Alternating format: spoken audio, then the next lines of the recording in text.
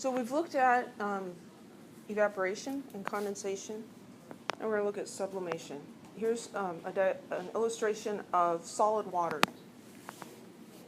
So the little Mickey Mouse water molecules are arranged in a pattern, and they are close to each other, but they're not moving relative to each other. But these molecules still have kinetic energy. The average kinetic energy is based on the temperature, right? So the average kinetic energy of solid ice is going to be low, but there are a few molecules in there that might have a high enough kinetic energy that they can escape the hydrogen bonds that hold the molecules together. So even a solid is going to have a vapor pressure.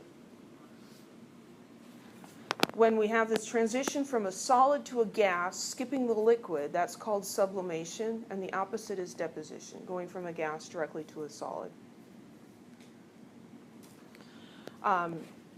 Sublimation is going to happen at a greater rate in an open container because as those molecules leave, they can escape and they're not going to come back and get trapped.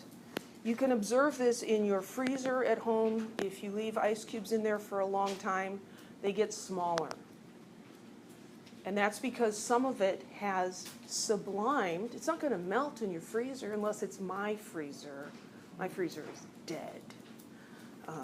We're living out of 2 dorm fridges right now, sitting on the kitchen counter. It's an adventure, camping in your own home. But in a functioning freezer, the ice cubes aren't melting. They're subliming.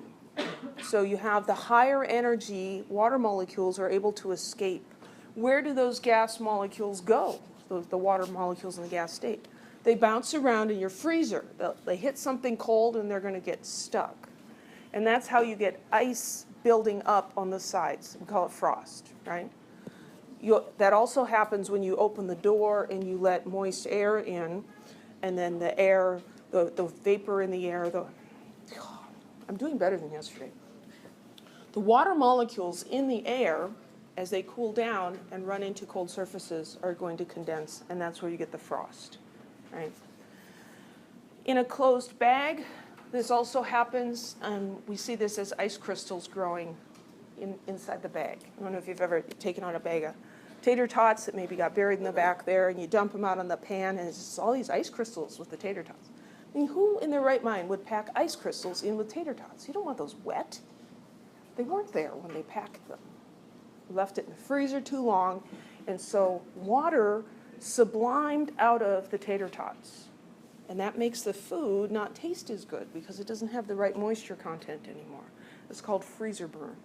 You get food that's dehydrated because the water leaves. Well, how can you stop that? Because that's obviously not desirable. You can use a deep freeze. A deep freeze is just colder than a regular freezer. The colder the temperature, the less sublimation happens. Or you can seal the food in a way that you don't get any airspace. So, a piece of meat, wrapping it tightly in foil so there aren't any air spaces. Just throwing it in a gallon Ziploc bag is helpful, but there's still a lot of air in there. And so if you seal it off with foil or a food saver bag, that can help a lot. Dry ice is solid carbon dioxide. Here's a picture of a lump of dry ice. What we see here that looks like smoke or vapor coming off of it, that's actually, as this is subliming, it's absorbing energy from the surroundings because it's an endothermic process. And so it's cooling the air around it. As this air gets cold, then the water vapor in the air condenses and it looks like smoke or fog or mist. But that's not the CO2 evaporating or subliming. You can't actually see it. But it's dry. It's called dry ice because it doesn't melt. Carbon dioxide does not form a liquid at all at atmospheric pressure. So it goes from the solid directly to the gas and doesn't get things all wet. Any questions?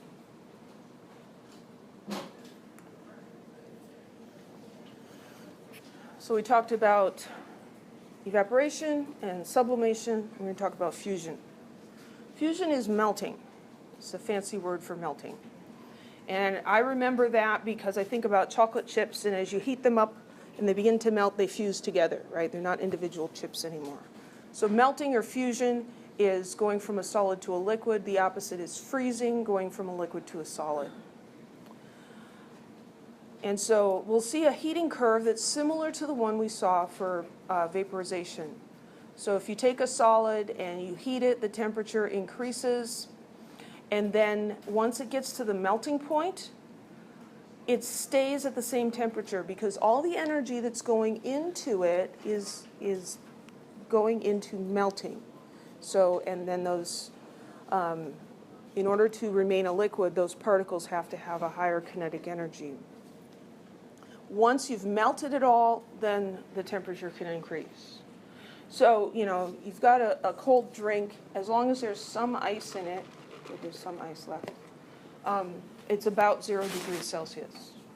Once the ice all melts, then the temperature will go up. But throwing more ice in there won't make it any colder. So the heat that's added here, if we add more and more and more heat, all we're going to do is speed up how fast it melts. We're not going to increase the temperature. So melting is an endothermic process, and this makes sense. I mean, how do you melt an ice cube? You put heat into it, right? You hold it in your hot hand, or you stick it on the stove. You warm it up. Endothermic process. Heat of fusion is the energy needed to melt 1 mole of a solid. So heat of vaporization, energy to vaporize 1 mole.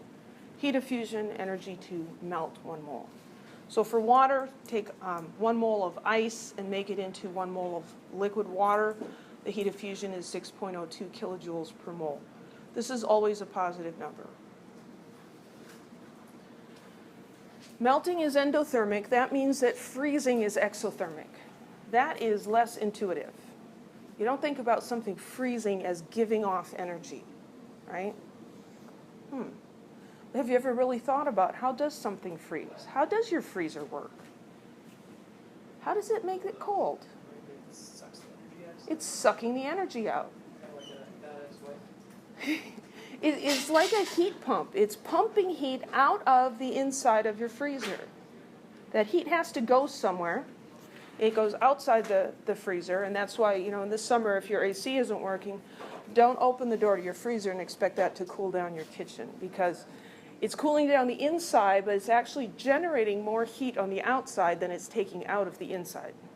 But the fridge is a great place to dry your shoes.